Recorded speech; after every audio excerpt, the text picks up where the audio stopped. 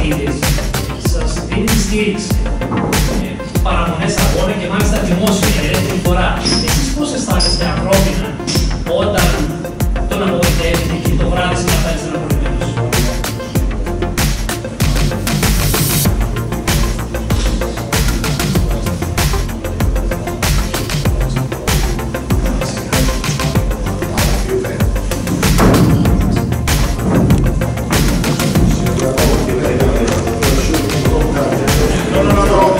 What's happening?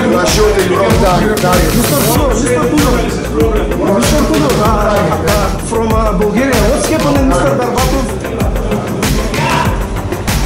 Mr. Tudor, what's happening?